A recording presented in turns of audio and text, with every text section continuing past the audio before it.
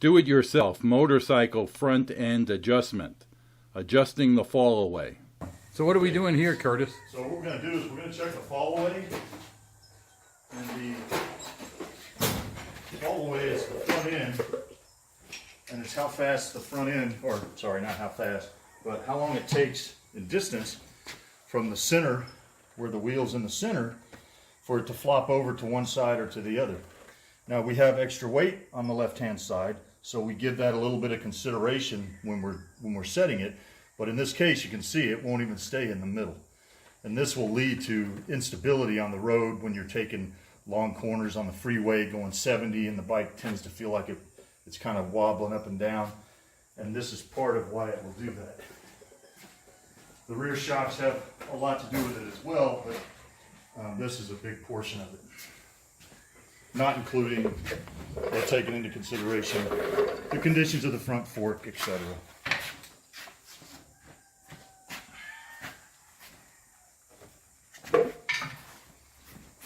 So we have a set screw in our lower triple tree.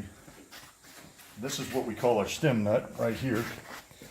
And this stem nut tightens onto a shaft that runs through the neck. And we have tapered bearings at the top and the bottom that's set in races. And they use tapered so that we can tighten this and get that tension between the bearing and the race to tighten up the fall away on the front end. So first thing we got to do is get our set screw out of here. That was already loose. This should probably be the main screw. Yeah, they only put one in here, I think. Yeah, they only use one on this one. So we're going to spray that after we're done. Okay, and there's no torque value on this. It's all set by how far the wheel has to be pushed before it'll fall away on its own.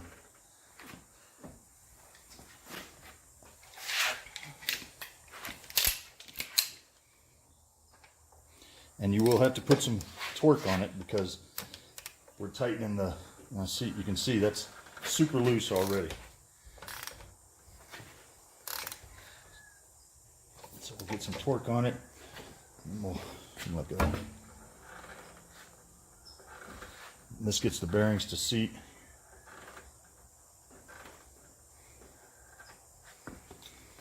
Okay, so that's about center. So we'll push it. We're about 5 inches when it falls over, and they'll tell you 2 to 4 inches, but that's only on shorter rakes in my estimation. On the big dogs with the longer rake, I like to be at around 5 or 6 inches. On this side, what's happening here is we've got a lot of cables up here in the neck on this pit bull style tank, and so what it's doing is binding up against those when we're trying to turn it, and that's why we're not getting it to really fall away on this side. But you can see on the left side, we're getting about 5 inches and then it's falling away. So that looks good to me on this longer rake bike. That'll firm the front end up, make it ride better. So again, for our set screw, a little bit of clean and prime on both threads. In this case, it's a larger screw, so we're going to go red Loctite. Usually, what is it, blue Loctite that you use? Anything less than quarter 20, depending on how often it's going to go on or come off. Quarter 20 or smaller, you want to use blue. Anything bigger than quarter 20, you want to use red.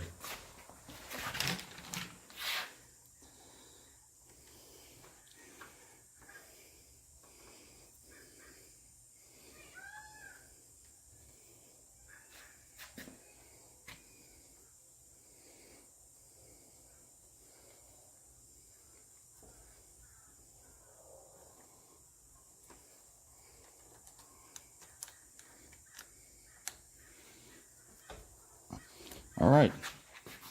Well, appreciate that, Curtis. Once again, my pleasure. All right, folks, that wraps it up for today. Thanks for joining us again, and we look forward to seeing you next time on Live Service Manual. If you're watching this on YouTube, please give me a like, share, or comment, and mark our YouTube channel as one of your favorites. This way you'll be notified every time we publish a new video. Take care.